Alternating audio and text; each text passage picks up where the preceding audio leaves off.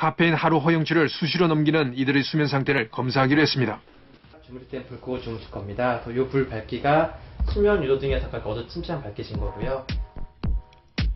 두 사람의 수면 상태는 카메라로 관찰했습니다. 수면 검사 직전 오재민 씨에게 평소 잠의 질에 대해서 물었습니다. 평소에 잠을 잘 주무신다고 생각했어요? 잘 못 주무신다고 생각했어요? 잘 잔다고 생각했어요. 그건 왜 그렇게 생각하셨어요?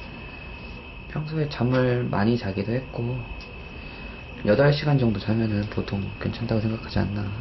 그래서 이제 그렇게 생각했어요. 엄상준 씨는 어떨까? 저는 좀 부분적으로 자는 것 같아요.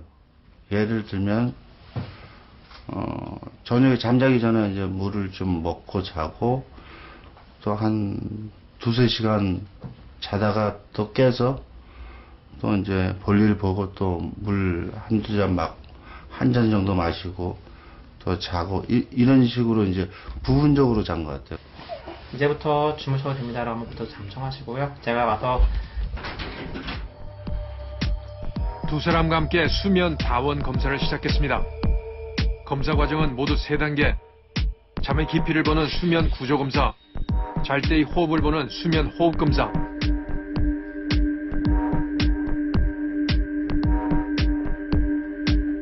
그리고 비정상적인 수면인지 확인하는 수면 움직임 검사였습니다. 피검사자의 숙면을 위해 모니터를 통해 관찰했습니다.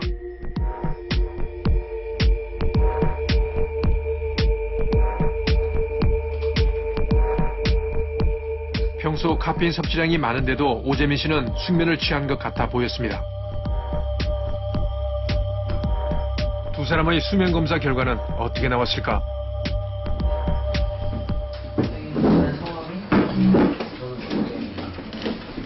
선생님이 정상이 아니라 저희 쪽에서는 수면 장애급이에요. 잠이라는 게 3가지가 맞아야 되거든요. 일단은 7시간 반에서 8시간 적당한 수면의 양, 12시 전에 자는 수면 리듬, 근데 깊게 자는 거, 이게 딱 맞으면 오히려 좀 피로가 풀려서 카페인 양도 줄 텐데 전혀 생각을 못하기 때문에 잠은 잠자는 엉망이고, 그 수면 장애는 피로가 풀리지 않는 장애는 계속 되니까 더 피로가 쌓이니까 더 카페인 양이 늘어나고, 또 카페인이 늘어나면 오히려 수면 장애는 좋아진 쪽이라도 악화되니까 지금 막 꼬일 대로 꼬이지 않았나 생각이 들어요. 그렇다면 엄상준 씨는 어떨까? 자외선이라든지 자면서 그런 걸 좀 느껴요. 약간 이게 호흡이 그러니까 이게 이렇게 굵게 나오는 걸 좀 느껴요. 네. 선생님은 호흡장애 환자세요. 네. 그냥 밤에 호흡이 이게 이렇게 숨을 쉬어야 되는데요. 이게 빨라지면서 이게 방광을 누르니까 소변도 넣고 많이 깨고요. 그 다음에 원래 식욕 억제 호르몬이 나왔는데 리듬이 깨졌기 때문에 자꾸 먹게 돼서 아무리 자도 피곤이 풀리지가 않으세요. 두 사람의 수면 장애의 원인은 에너지 음료수 카페인으로 추정됐습니다. 카페인이 어느 함량 이상 올라가게 되면 밤에 아데노신 수용체라는 데를 방해해서 또 자연스럽게 인면하는 것도 방해가 되고요. 또 이 카페인 자체가 위 안에서 철분 흡수를 방해하니까 밤에 뇌 안에 도파민 흡수도 방해해서 아까 말씀드렸던 다리 불편함은 더 야기됩니다. 수면 장애가 있는 두 사람에게 다른 검사도 받아보도록 권유했습니다. 뇌기능 검사를 하기로 했습니다. 에너지 음료 과다 복용으로 인한 뇌와 신경의 스트레스가 의심됐기 때문입니다. 먼저 뇌기능 검사부터 했습니다. 뇌파를 통해 각성기능, 감정기능, 그리고 인지기능을 살피는 것입니다. 다음엔 자율신경 검사를 했습니다. 우리 몸은 환경이 변하면 평소 상태를 유지하려고 합니다. 자율신경계는 그 기능을 담당합니다. 따라서 자율신경 검사를 하게 되면 스트레스 정도를 알 수 있습니다. 알파파라는 게 안정성을 의미하는데 안정성이 깨져 있죠. 좌우에 빨갛게 이렇게 빨간불이 켜져야 되는데 지금 한쪽이 안 나오죠. 그러니까 지금 에너지 드링크나 카페인 중독자들 분들을 보면은 이렇게 대부분 알파파가 깨져 있어요. 엄상준 씨는 다소 예민하고 주의력이 저하됐을 가능성이 있다는 결과입니다.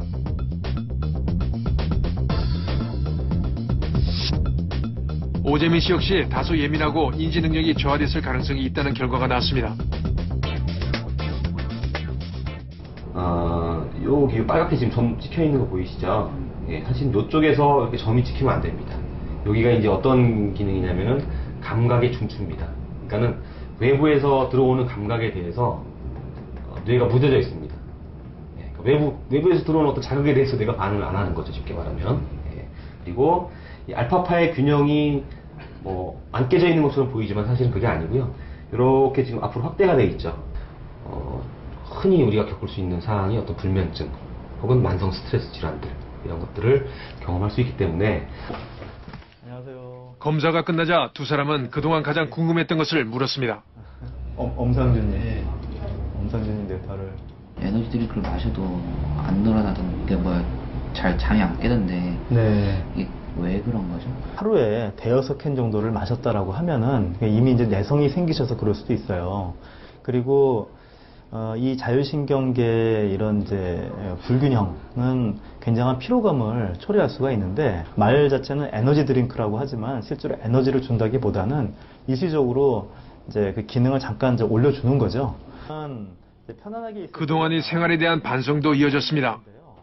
전반적으로 노동에 의한 어떤 독이 빠지지 않는 그런 상태에서 계속 일에 매달리지 않나. 심박수가 상당히 낮게 나오셨거든요. 마라톤 선수들 나오듯이 낮게 나오셨는데 심박수가 낮기 때문에 피로감을 잘 느끼실 수가 있을 겁니다.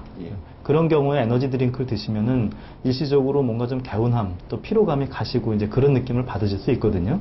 그런데 그게 사실 몸에 좋다기보다는 이제 일시적인 그런 효과일 뿐이고, 장기적으로는 지금 자율신경 자체에 균형이 깨져 있으신 상태라서 장복을 하게 되면 심각한 문제가 생길 수 있습니다. 일단 그 대부분 이제 고카페인 음료가 많은데요. 이 카페인의 작용은 중추신경을 흥분시키게 됩니다. 그러면 처음에는 각성작용을 느낄 수도 있겠지만, 그것이 이제 과다해지면은 굉장히 불안해지고 또 잠이 안 온다든가 같은 상황에서도 더 예민해질 수가 있습니다. 그리고 심장에도 많은 부담이 되기 때문에 특히 이제 심장 질환이 있거나 하신 분들은 이 에너지 음료를 많이 마시게 되면 치명적인 안 좋은 영향을 심장에 받을 수가 있겠습니다.